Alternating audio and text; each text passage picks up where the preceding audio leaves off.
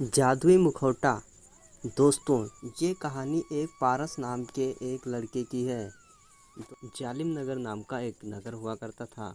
उस नगर में श्रीकांत नाम का एक अमीर आदमी रहता था। उसके एक बेटा था जिसका नाम पारस था। पारस इस बार अच्छे रिजल्ट से पास हुआ था। पारस फर्स्ट डिवीज़न में पास हुआ था, इसलिए उसके पापा श्रीकांत जी पारस पारस के फर्स्ट डिवीज़न में पास होने के कारण पारस को एक खिलौनों की दुकान में ले जाते हैं। दोस्तों, वहाँ पारस ने दुकान में बहुत सारे खिलौने देखे, लेकिन पारस को समझ में नहीं आ रहा था कि वो आखिर कौन सा खिलौना खरीदे। इसलिए पारस पूरी दुकान में इधर उधर खूब देख रहा था। बहुत देर बाद उसे दुकान पर एक मुखौटा दिखा, जो कि एक मुस्कुराते हुए आदमी का था। पारस उस मुखौटे को देखकर बहुत खुश हुआ। आखिर उस मुखौटे में ऐसा क्या था जिससे कि पारस उसे देखते ही रह गया। जैसे उस मुखौटे ने पारस पर कोई जादू ही कर दिया है। तो पारस अपने पापा से उस मुखौटे को खरीदने की जिद करने लगता है। पापा पापा, ये जो मुखौटा दिख रहा है ना, लाफिंग करते हुए आदमी का, मुझे ये वाला मुखौटा चाहिए। ये मुझे बहुत ज़्यादा पसंद आ गया है पापा, जल्दी मुझे ये वाला ले दो। तो श्रीकांत जी कहते हैं, बेटा इसका क्या करेगा, कोई खिलौना और ले ले। देख कितनी अच्छी कार है रिमोट वाली, और कितने अच्छे अच्छे खिलौने हैं यहाँ पर। तो बहुत अच्छा एयरप्लेन भी है, हेलीकॉप्टर्स है, इसको खरीद ले। ये मुखौटा क्या करेगा, इसमें क्या मजा आएगा। अरे नहीं पापा, मुझे बस यही चाहिए, मुझे तो और कुछ नहीं चाहिए। आप मुझे ये मुखौटा ही खरीद कर दो। अरे ठीक है बेटा, ठीक है, तू कहता है तो ले देता हूँ, भला मैं तेरी बात कैसे टाल सकता हूँ। तो हार कर श्रीकांत जी ने पारस के लिए वह मुखौटा खरीद लिया। दोनों घर के लिए चल दिए। फिर पारस और उसके पिता श्रीकांत जी दोनों वे मुखौटा लेकर कार में बैठ गए। फिर पारस ने उस मुखौटे को लगाया और सामने वाले शीशे में देखा। उसमें वह काफ़ी डरावना लग रहा था। उसने झट से उस मुखौटे को उतार दिया। यह कहकर पापा जोर से हंसने लगे। अरे बेटा, क्या हुआ, अपनी शक्ल को देखकर डर गए क्या। तो पारस ने कहा, अरे नहीं पापा, मैं किसी से नहीं डरता, वो बस पहली बार लगाया था तो थोड़ा अजीब लग रहा था। तो फिर पारस ने उस मुखौटे को उतार कर रख दिया और फिर खिड़की से बाहर देखने लगा। तभी पारस को बाहर सड़क पर एक काली हुडी पहने एक आदमी दिखाई दिया, जिसने वही मुखौटा पहना था। वह पारस की ओर आ रहा था। पापा पापा, देखा वह आदमी जिसने मुखौटा पापा देखा वह आदमी जिसने मुखौटा पहना है, वो ये तो मुझे बुला रहा है। तो पापा ने देखा, लेकिन वहाँ पर कोई नहीं था। अरे बेटा, क्या तुझे वहम हो गया क्या। अरे ये मुखौटा तूने लगा लिया तो तुझे हर किसी के फेस में ये मुखौटा ही तुझे दिखाई दे रहा। बाहर तो कोई नहीं है, मुझे तो कोई नहीं दिख रहा। अरे नहीं पापा, मैं झूठ नहीं बोलता, मैं सच बोलता हूँ। यहाँ पर अभी एक आदमी था जो कि यही मुखौटा लगाया हुआ था। अरे कहाँ है बेटा, कोई भी तो नहीं है। लगता है तुम इस मुखौटे से डर गए हो। अगर ये तुम्हें पसंद नहीं तो इसे बाहर फेंक दो। तुझसे पहले ही कहा था इसे मत खरीद, कुछ और खरीद ले, लेकिन तूने तो जिद बांध दी। तो ठीक है, खरीद दिया। अब तो डरने लगा है, वहम तेरे अंदर पैदा होने लगा। अरे नहीं पापा, ये तो मैंने बहुत मन से खरीदा है और मैं सच भी कह रहा हूँ। चलो कोई बात नहीं, इससे मैं अपने दोस्तों को तो डराऊंगा। इसी तरह बातें करते करते दोनों घर चले जाते हैं। फिर घर पर पारस की मम्मी तनुजा के पूछने पर फिर सारस उन्हें पूरी घटना बताता है और अपना मुखौटा भी दिखाता है। तो श्रीकांत की पत्नी तनुजा, जो कि पारस की मम्मी थी, वे पारस से कहने लगी, बेटा ये क्यों ले आए, ये तो डराने वाला मुखौटा है, इसको क्यों ले आए, कुछ और भी तो खरीद सकते थे। तो पारस ने कहा, अरे माँ, दोस्तों को डराने के लिए लाया हूँ मैं ये, मुझे तो इसमें बहुत मज़ा आएगा जब मैं दोस्तों को डराऊंगा। तो कुछ देर बाद पारस अपने दोस्तों के साथ खेलने के लिए मैदान में जाता है। तो पारस वह मुखौटा अपनी शर्ट के अंदर रख लेता है। उसके सभी दोस्त पास के मैदान में खेलने के लिए आ जाते हैं। तभी पारस वह मुखौटा पहनकर सभी को डराने लगता है। उसके दोस्त भी इधर उधर भागने लगते हैं डर के मारे। पारस को बहुत मज़ा आता है। अरे वाह, मेरे मेरे तो ये दोस्त इस मुखौटे को देखकर कितना डर रहे हैं। ये लोग तो पहले मुझे बहुत परेशान करते थे, अब देखो पहले मुझसे डर रहे हैं सिर्फ इस मुखौटे की वजह से। चलो भागो भागो, मैं तो तुम लोगों को आज से बहुत डराऊंगा इस मुखौटे को पहनकर। तो ऐसे ही पारस अपने दोस्तों को वह मुखौटा लगाकर डरा रहा था। फिर पारस जब पीछे मुड़कर देखता है तो मैदान के एक किनारे पर एक आदमी वह मुखौटा लगाए खड़ा होता है। वह वही आदमी था जो पारस ने कार से देखा था। तो पारस उस मुखौटाधारी उस आदमी को देखकर डर जाता है। तो पारस जल्दी से मुखौटा उतारकर घर की ओर चल देता है। तो आदमी पारस के पीछे पीछे चलने लगता है। कुछ देर में वह पारस के सामने खुद ही आ जाता है। पारस डर के मारे आंखें बंद कर लेता है और मुखौटा फेंक देता है। फिर वह आदमी कहता है, अरे बेटा डरो नहीं, मैं तुम्हें कोई नुकसान नहीं पहुंचाऊंगा। तो पारस ने कहा, ये मुखौटा तुम रख लो, पर मेरा पीछा छोड़ दो। तो आदमी कहने लगा, अरे बेटा मैं तुम्हें डरा नहीं रहा हूँ, एक बार मेरी बात तो सुन लो। वह आदमी पारस को लेकर एक किनारे बैठ जाता है। आप तो बिल्कुल हमारे जैसे दिखते हो, लेकिन आप इतने बड़े होकर मुखौटा क्यों पहनते हो? तो उस आदमी ने कहा, बेटा मैं एक जोकर का काम करता हूँ। बच्चों की पार्टियों में जोकर बनकर सबको हंसाता था। जहाँ बच्चों के साथ बड़े भी मेरा बहुत मजाक उड़ाते थे। मुझे इसके अलावा कुछ और नहीं आता है। एक दिन मैं एक बर्थडे की पार्टी में अपने करतब दिखा रहा था। उस पार्टी में मेरा छोटा सा बेटा भी आया था। मुझे उसके बारे में पता नहीं था। तभी मेरे हाथ पर बंधी घड़ी से उसने मुझे पहचान लिया। उसने मेरा मुखौटा हटा दिया। फिर वह रोने लगा और पार्टी छोड़कर भाग गया। मुझे बहुत दुख हुआ। उससे बुरा लगा कि उसके पापा जोकर हैं। तब से वह मेरे से बात नहीं करता। मैं चाहता हूँ कि कुछ और काम करूँ, लेकिन मुझे कोई काम नहीं मिलता। मैं कोई काम जानता ही नहीं हूँ इसके अलावा। उस दिन जब तुम यह मुखौटा खरीद रहे थे तो मैंने सोचा क्यों ना अपने बेटे से तुम्हें मिलवाऊँ, जिससे वो अपने पापा से नफरत ना करे। उसे पता लगे कि और भी लोग हैं जो मुखौटा पहनते हैं। तो पारस ने कहा, अच्छा अंकल, बस इतनी सी बात। यहीं पास ही तो मेरा घर है।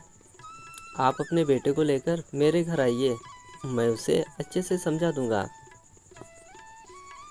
लेकिन तब तक यह मुखौटा मत पहनिए।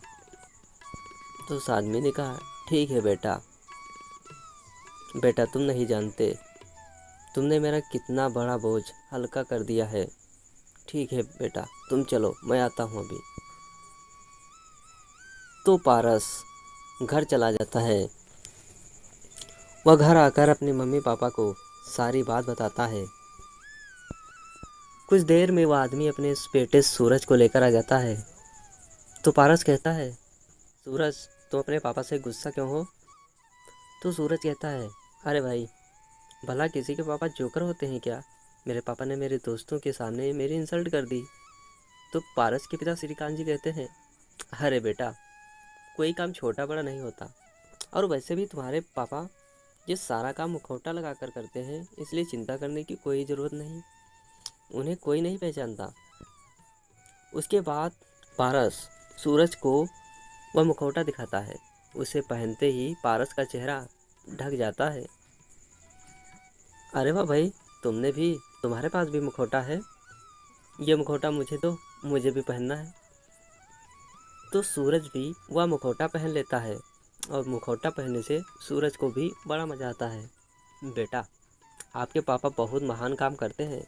बच्चों को हंसाने का ऐसा हर कोई नहीं कर सकता। फिर भी अगर तुम्हें ये सब पसंद नहीं तो उन्हें समय दो, वो अपना काम बदल देंगे। उसके लिए उन्हें कोई और काम सीखना होगा जिसमें थोड़ा समय लगेगा।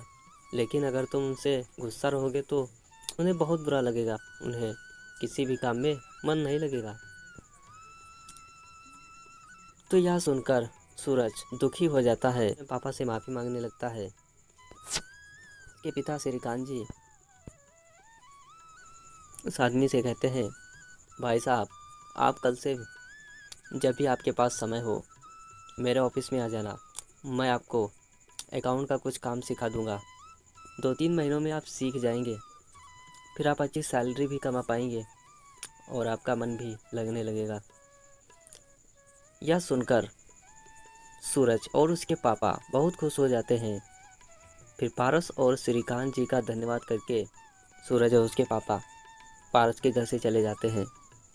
बेटा, कोई भी खिलौना आज तुम्हें वो खुशी नहीं देता जो इस मुखौटे ने तुम्हें दी है। ये तुम आज महसूस कर रहे होंगे। इस कहानी से आपको क्या सीख मिली, नीचे कमेंट बॉक्स में बताओ। दोस्तों, इस कहानी से यही सीख मिलती है, इस दुनिया में हर चीज़ में खुशी होती है, बस फ़र्क इतना होता है कि हम उसे पहचान नहीं पाते। इसलिए हर चीज़ में खुशियाँ निकालने की कोशिश करें। दोस्तों, ये कहानी आपको पसंद आई है तो मेरे वीडियो को लाइक और चैनल को सब्सक्राइब जरूर करें। गरीब की दोस्ती। दोस्तों, ये कहानी है दो बचपन के दोस्तों की। दोस्तों, एक दिन साहिल बस से उतरा था कि किसी की आवाज़ आती है, साहब, मैं आपका सामान उठा लूँ क्या? तो साहिल पीछे मुड़कर देखा तो उसकी ही उम्र का फटे पुराने कपड़े पहने एक आदमी उसकी तरफ देख रहा था। तो साहिल ने उसे टालते हुए कहा, नहीं भाई, मैं सामान उठा लूँगा खुद। तो यह सुनकर वह लड़का थोड़ा सा निराश हो गया और बोला, अरे साहब, कुछ भी दे दीजिएगा, बहुत मजबूर हूँ, कुछ खाने का इंतज़ाम हो जाएगा।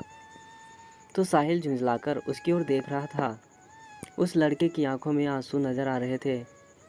फिर उसने गौर से देखा तो समझ में आया, यह तो उसके बचपन का दोस्त राहुल है। अरे, ये तो मेरे बचपन का दोस्त राहुल है, और ये तो इस हाल में, ये कैसे?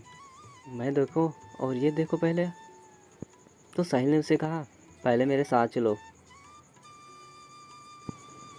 तो राहुल वह उससे पास के एक ढाबे पर ले गया। क्या खाओगे? साहिल के पूछने पर लड़के ने कहा, नहीं साहब, अगर आप सामान उठवाओगे तो ही खाऊंगा मैं, नहीं तो मैं कुछ नहीं खाऊंगा। तो साहिल ने हंसते हुए कहा, अरे भाई, क्या बात करता है? हाँ, मैं जानता हूँ तुम बहुत खुददार हो, किसी की मदद नहीं लोगे। सामान बाद में उठा लेना, पहले कुछ खा लो। बैठो, मैं अभी आया। फिर साहिल कुछ देर में आकर उसके सामने वाली कुर्सी पर बैठ जाता है। ये बताओ, तुम इस हाल में कैसे? मेरा मतलब है, कुछ अपने बारे में बताओ। तो राहुल ने बताया, अरे साहब, मेरे पिता इसी गांव में किसान थे। गांव के ज़मींदार से कर्ज लेकर उन्होंने फसल लगाई थी, लेकिन सारी फसल खराब हो गई। कर्ज का ब्याज बढ़ता गया। ज़मींदार ने खेतों पर, बैलों पर और पूरे घर पर कब्जा कर लिया। पिताजी यह सब बर्दाश्त ना कर सके और उन्होंने सुसाइड कर लिया।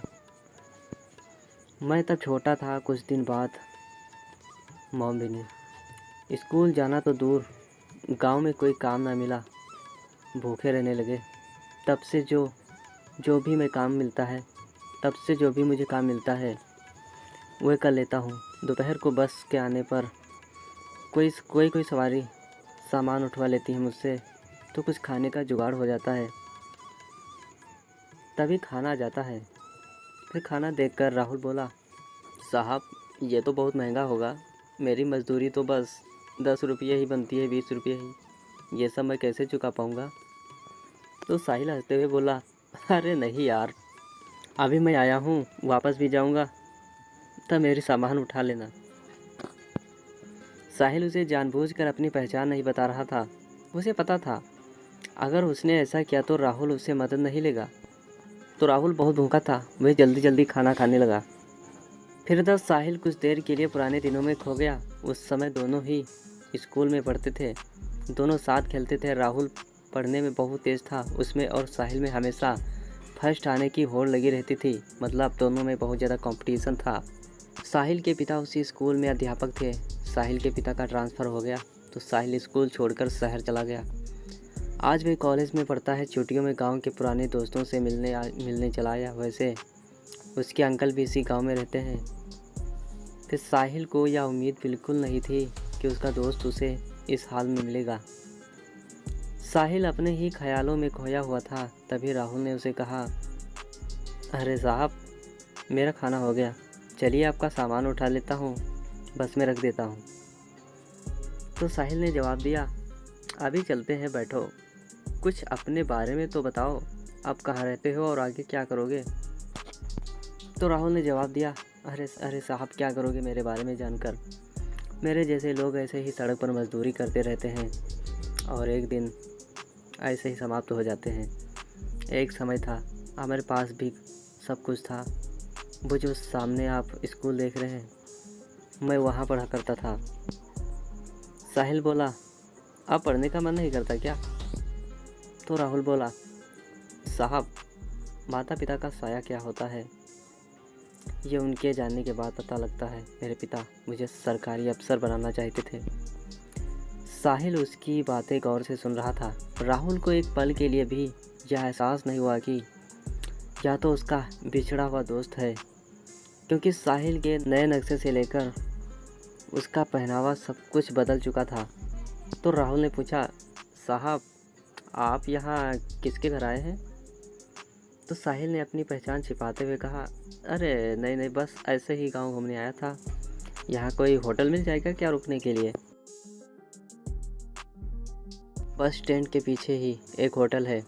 आपके शहर जैसा तो नहीं, पर ठीक ठाक है, मैं आपको वहीं ले चलता हूँ। साहिल ने हाँ में सिर हिलाया। ठीक है राहुल, चलो। ठीक है, चलो। तो साहिल आगे आगे चल देता है और राहुल साहिल का सामान उठाकर पीछे पीछे चल देता है। फिर कुछ ही देर में वे दोनों होटल पहुंच गए।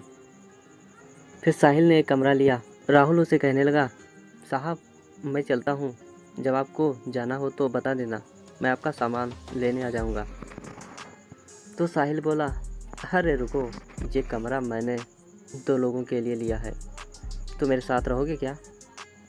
तो राहुल बोला, अरे नहीं साहब, कहाँ मैं और कहाँ आप, वैसे भी मैं तो कहीं भी सो जाता हूँ। मेरा बिस्तर एक पेड़ के ऊपर रखा होता है, वहीं पेड़ के नीचे चबूतरे पर सो जाता हूँ, मुझे जाने दो साहब। तो साहिल बोला, मुझे तुमसे बहुत सी बातें करनी है, जब तक मैं यहाँ हूँ तुम मेरे साथ रहोगे। मैं यहाँ किसी को नहीं जानता हूँ, तो मुझे पूरा गांव घुमाओगे ना? तो राहुल कुछ नहीं बोल पाया। कमरे में सामान रखने के बाद साहिल राहुल को लेकर एक कपड़े की दुकान पर पहुंचा। फिर साहिल ने राहुल के लिए नए कपड़े दिलवाए, फिर उसे होटल पर लाए। उसने राहुल की ज़रूरत का हर सामान खरीदा और उससे कहा, तुम नहाकर ये कपड़े पहनो, मैं अभी आता हूँ। फिर राहुल को कुछ समझ में नहीं आ रहा था। फिर राहुल नहा धोकर आ जाता है।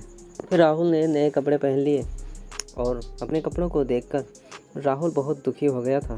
तभी साहिल आता है और बोलता है, अरे क्या हुआ, कपड़े अच्छे नहीं है क्या? तो राहुल बोला, अरे नहीं साहब, माँ की याद आ गई। वो अपने हाथ से सिलकर कपड़े पहनाया करती थी। कल मैं आपको अपना घर दिखाऊंगा जो जमींदार ने हथिया लिया। साहिल उससे बैठकर बातें करने लगा। अच्छा ये बताओ, कितना कर्ज था तुम्हारा? अरे साहब, सब मिलाकर 50-60 हज़ार रुपये था। अब तो 80-90 हज़ार हो गया होगा, क्योंकि उस पर ब्याज चलता है। फिर काफ़ी देर इधर उधर की बातें करने के बाद दोनों सो जाते हैं।